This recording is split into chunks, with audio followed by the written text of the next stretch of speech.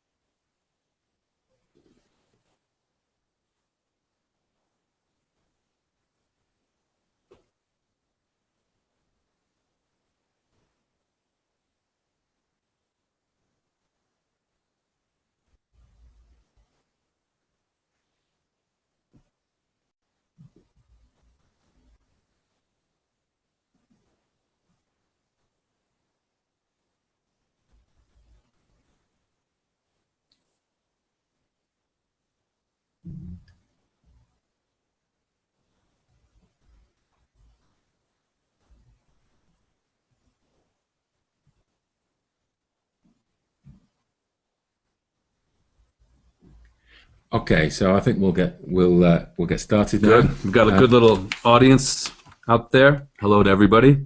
And so just a quick technical introduction, and then I'll hand over to Henry to talk about the skiing in the snow. So if you want to ask us any questions, if you've got a Twitter account or you've got Twitter, then if you put the question and put the hashtag #HatOffPiste on, we'll pick it up right away. If you don't have that, then you can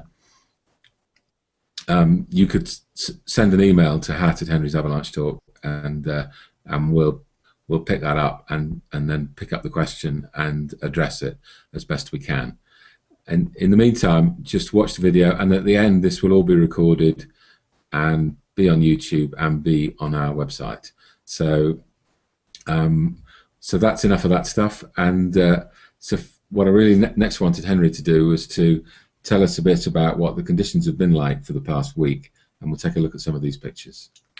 Well, starting last Monday, we had got a little bit of snow on top of some fresh snow that we had on a couple days before that, and then it got really, really cold, really frigid, and with little top-ups of snow. And until we got to Thursday, just to summarize how it was, is at about 2,200 meters, it was minus 23 3 degrees at 4:30 in the morning at 4:30 in the afternoon at 2,200 meters on Thursday, which was pretty frigid indeed, and that was for most of Savoie and probably most of the northern French Alps.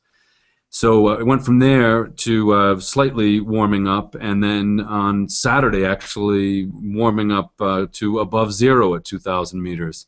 And today was unseasonably warm as well. So we've been up and down. Change of yesterday, I guess, sort of. If you think of Thursday at minus 22 at 2,200 meters, or minus 22 or 23, and then plus 5 at the same place. That's a change of about 28 degrees in a day or two. So we've experienced it all, and we finished off with today. Actually, I'll finish off my commentary where the winds were actually blasting out of the sort of east to southwest, especially along the Italian border. It was coming a little bit more out of the east. But as you'll see in some of these photos of Wayne skiing off-piste today, and this one here of Chris. This is the where's this? Is the Grand Prix? This is you were just talking about the wind, Henry. So yes. I just flipped over to the picture on the wind. Why don't you comment on that then? So this was just taken from the bottom of the Grand Prix. So the photo is taken facing due south. The wind was howling out of the south. You can tell that from the sun, can't you? And this isn't cloud and mist. The obstruction to visibility is entirely created by snow in the air. So this is going to be the big factor in looking at where the snow is tomorrow and the next day. And the Grand Prix again is Val d'Isère, about 2,300 or 400 meters. And here you can see the what Henry calls the smoking ridge. Yes, yeah, and that's that. Well, it's obviously not smoking. That's the snow that's coming over and towards us. So the leeward side of the mountain, as Chris was pointing out, is more or less the northish to north, sort of. Well, actually, north-northeast to north-northwest, depending on where you are in the Savoie.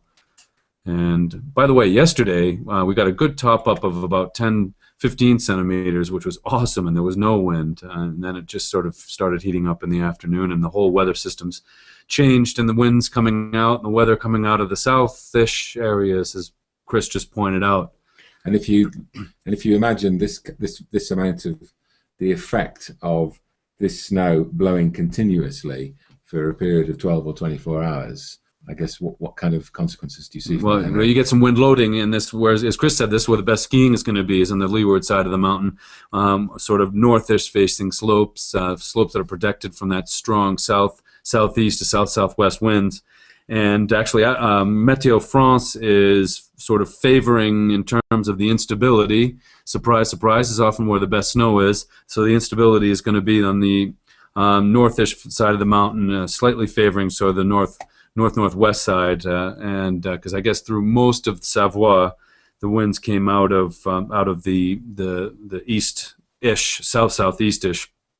But it did really was a bit all over the place on the south, but mainly out of the south. And when I say all over the place, south to southwest, south to southeast, but a bit more out of the southeast than southwest. As I'm looking at the avalanche forecast for Savoie from Météo France. So the implication of that for where to go, Henry, was then this for me is a lesson for people. Yeah. Because the smart, so the non-smart money was in the wind, on the lifts, getting blown around, thinking it was a bit cold and windy. The smart money, like with Wayne, went and found some soft snow. And looking at these pictures, Henry, we concluded he must have been on north and east facing slopes. North-facing slopes. He spoke to me starting sort of this morning, and so that's the logical place to go, is protected from the wind. Some of these photos here, actually, he did come around sort of to the east. And it was a little bit wind battered on some of those slopes in the east that he went on. So you can tell from a couple of the photos, but you can also tell from some of the smiles on the faces of some of the people that it was actually quite nice. So this is those past photos were more on the north sides of the mountain. Pretty good skiing, he said. Perhaps not as good as yesterday, where there was no wind. But here's coming around sort of to an east-facing slope that is known by the locals as the Cocaine, because the piste near it used to be called the Cocaine. This is going into the Super Cocaine. And actually an east-facing slope here, so you can tell there's been wind battered a bit, but but some pretty nice turns to be had. We call this skiers snow. So for skiers who are quite experienced, you can have a good time on it. And as you'll see, I think in this next photo, there's a bit of a smile on the face from this gentleman here. And then right in here, yeah, looks like some pretty nice skiing, despite the beating of the wind. And here's Wayne, of course, making anything look like it's easy. And here, maybe even coming around southish. And apparently, the rating for today, I know, was a 3. It is for me a 3 on a scale of 5 for tomorrow.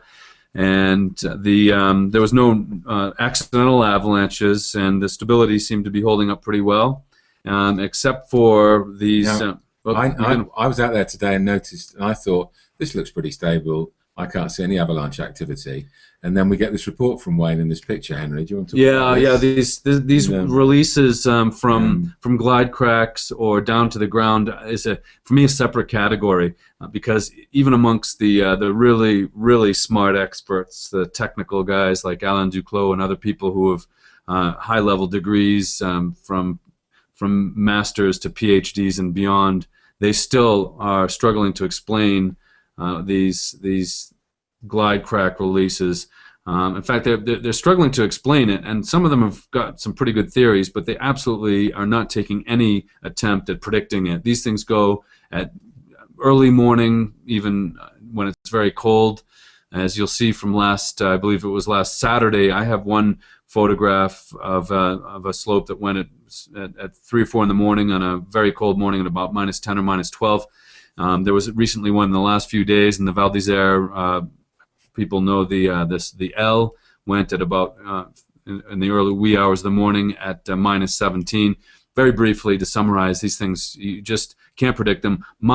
What I would advise people is just not to hang out and have lunch under them. It's certainly reasonable to traverse underneath for 15 or 20 seconds, and I'm even wary on top of them if they're just sort of opening up. This one's obviously released, but there's some of them where they're just cracks.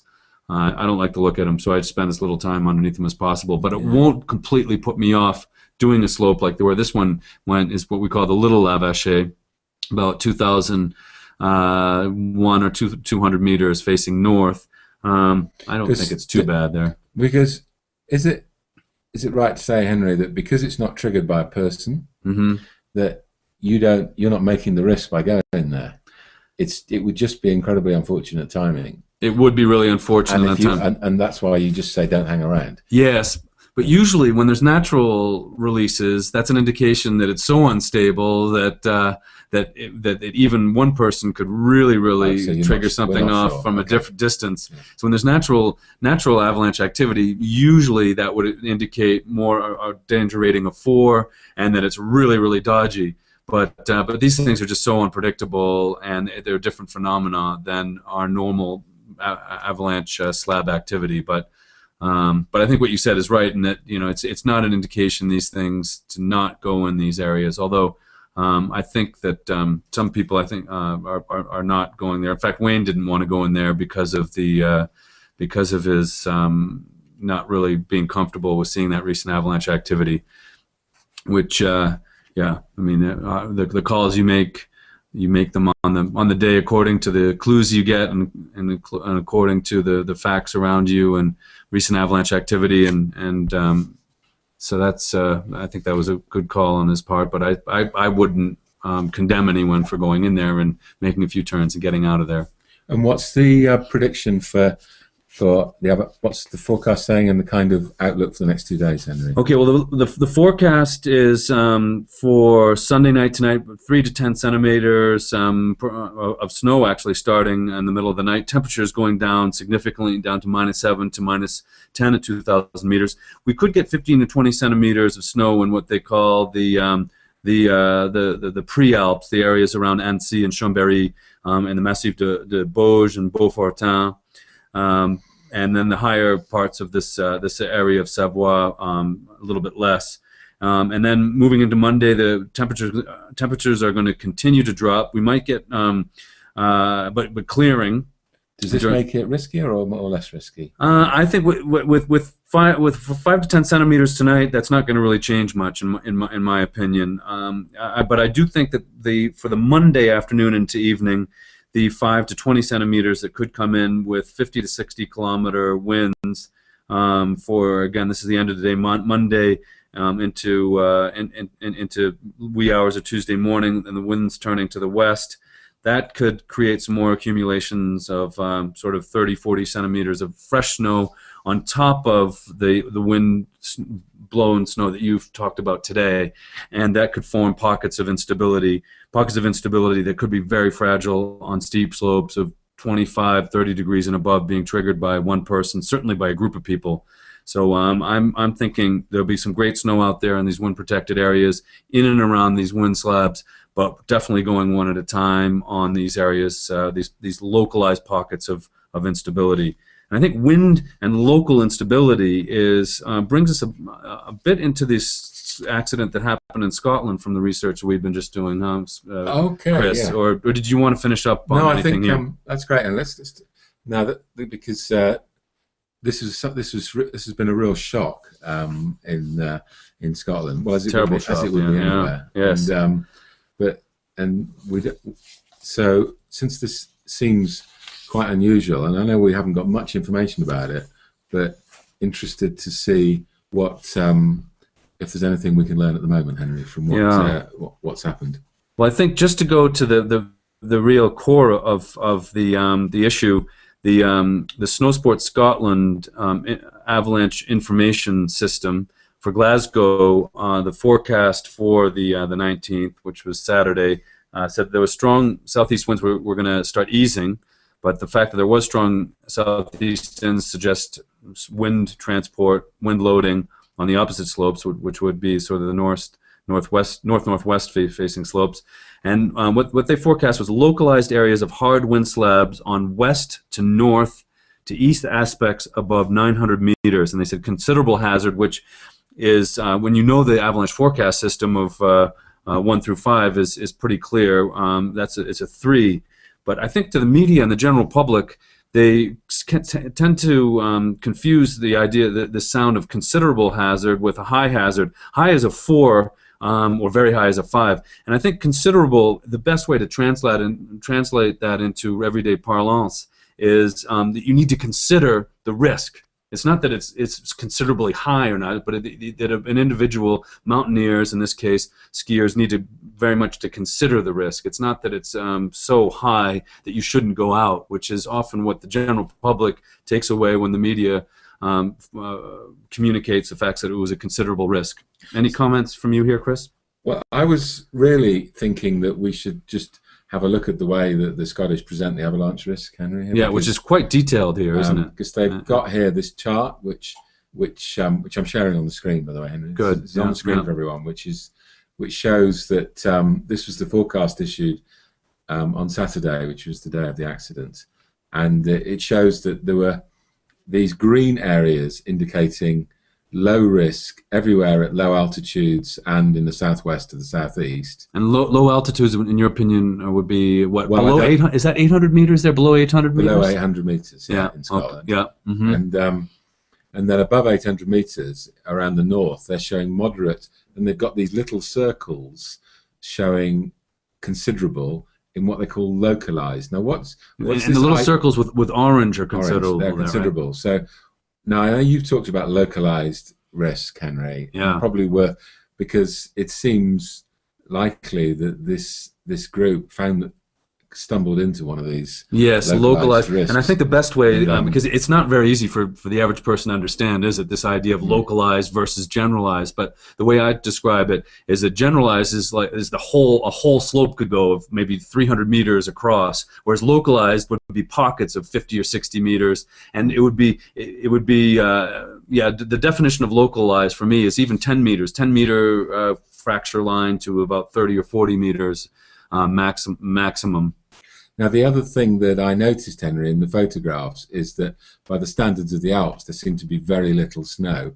And there were quotes from in the press reports from the avalanche experts that even though that there was apparently very little snow, there were pockets of wind slab Yes. Yeah. which is where this risk occurs. And we don't know in what particular circumstance this terrible accident happened.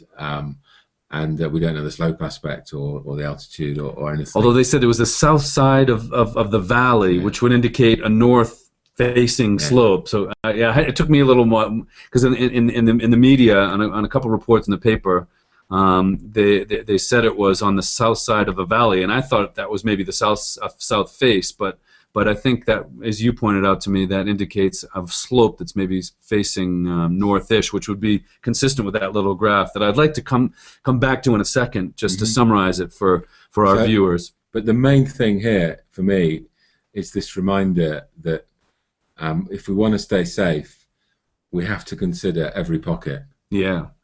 Because it's often in those little pockets.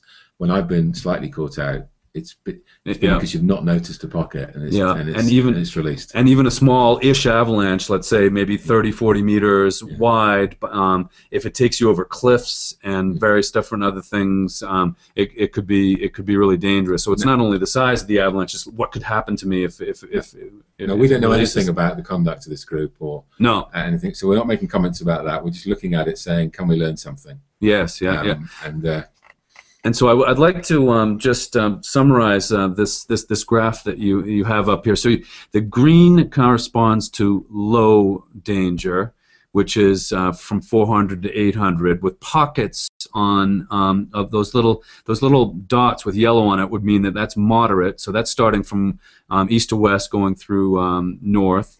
And then considerable would be the little pockets above 800 meters. From east going through north to west. So there's sort of a yellow area which is moderate with pockets of considerable danger. And the definition of considerable is that natural avalanches are possible, but really the most important thing here is that human-triggered avalanches are likely or possible, as even with just one person triggering them. And I'd also like to refer here to the weather conditions that were brought up, I think, by the director of the Scottish Avalanche, or the Sports Scotland Avalanche Information Service. What was his name again? Remind me. I think we don't have his name down in here, but they're a really good organization. And he said it's been dry for the last few days, but windy as well, which reminds me of a book by Blythe Wright about Scottish avalanches, A Chance in a Million, where he's consistently pointed out that wind is a serious factor in Scotland, and even after it snows, several days after it snows, people get caught out a bit because they think, okay, well, it hasn't snowed, and actually there has been wind incidents that have transported the snow from one side of the mountain to the other, creating pockets of instability, and I think that's exactly what's happened here. And we'd be interested in comments from the Scottish Avalanche Information System. Is it Mr. McGuinness that is the director of the Avalanche Information Service? It's a bit hard for me to track back on that at the minute. And so Mark Diggins, the coordinator of the Scottish Avalanche Information Service. Thank you, and apologies to you, Mark, for getting your name. Well, thank you for that, Henry. I think that probably covers what we want to cover today. Sure. And is there anything else that you wanted to share with people? I mean, for me, that's a good update on that helps someone trying to figure out what they should do and the kind of things they should think about. So thank you for that. Well, thank you. And I think there's something that you wanted to bring up, and we've been discussing for a few weeks about the issues of accidents that have come up in recent years with experienced people and professionals, and that's a subject that has been very much on my mind, because almost every single talk that I give in the last couple of years, someone brings up how can you explain and resolve the issue of accidents that have been happening with experienced and professionals in the last few years, and this is something that we're going to address in future broadcasts, and also in my blogs and things. But I think I was thinking, Henry, we might because we might cover this in the next in the next broadcast, because I was thinking it might take quite a bit of time. Okay. Yeah. And but what the question we're referring to here is that there seem to have been a number of accidents involving professionals over the last few years. And as somebody who's hiring professionals, is there anything that we should take out of this and discuss? So Henry and I have been discussing various aspects about this, but if you've got any thoughts you want to share on accidents that have been happening with professionals and what that means for hiring professionals, then we'd be really glad to have them by email or on the blog and stuff. Yeah, and that's from the professional point of view as well as the client point of view. Is that what you're saying as well? And how to, I think really especially in my mind, is managing expectations and discussions amongst the clients and the professionals. But I think that's a subject, it's very touchy. My heart beats faster and faster every time I bring it up, especially in public, but I'm put on the spot so many times with this. I'd like to open the discussion and hopefully get to, maybe perhaps not necessarily resolve the issues, but move forward and get some feedback from people, so that there is an open discussion about this subject. But I think where we want to get to is that what you can do in discussion with your professional to ensure that you have the same idea of risk, and that's something that. So this is about the responsibility for the professional, but it's also just as importantly about the responsibility of the client as well. That in any situation in the mountains, this is a partnership. And that there needs to be a good communication between both. Definitely. So well, I think we coming close to ending has there been any questions or comments on Twitter for us up until this point? Nothing's come through at the minute, Henry. Okay. So we'll wrap this up, and the next one will be on a Sunday. We're not quite sure which Sunday yet, but it might be next week or maybe the week after. But we'll be posting on our own Facebook, on our Twitter, and by email, and on our own website, the details of the next broadcast. Yeah, and that'll be thanks to Chris Radford here, who has been joining me tonight, who's in charge of all of the website and technical side of these broadcasts and making them possible for me to be able to have discussions with you guys from time to time on the Sundays, and also who's created our website and blog, and which allows me to be able to communicate with everybody on a almost daily basis. Okay, Henry. Actually, sorry, I was going to. I said we haven't got a question, but one's just come in, Henry. So rather than just wrap up, can you see the? Yeah, there's a question that says, great, so thank you, Gravity Project. Do you think the Glencoe accident highlights the principle that a thin snowpack is more prone to instability? It definitely is the case in the Alps and in North America, and it was the case at the beginning of this season when we had a number of accidents, and 2 years ago when there was a lot of accidents around Val d'Isère, where we had thin snowpack and cold temperatures that led to instability. So that is definitely the case in the area that I know here in the northern French Alps. Now, I don't know the weather that led up to this accident in Glencoe, and from my readings, and I said I quote the late Blythe Wright's book, A Chance in a Million. He did say that depth ore due to cold temperatures on occasion can be an issue, but since it's a maritime climate up in Scotland there, I'm not so sure in this case if there was an issue of thin snowpack leading to the instability, which would be thin snowpack, depth ore because of cold temperatures, and a thin snowpack. I'm not sure, and I'd be really keen to for people to perhaps pick up on this Twitter thread on hashmark hat off piste, again hashtag hat off piste, and therefore we will continue the discussion that Gravity Protect has initiated here. Sorry I can't be more helpful, guys.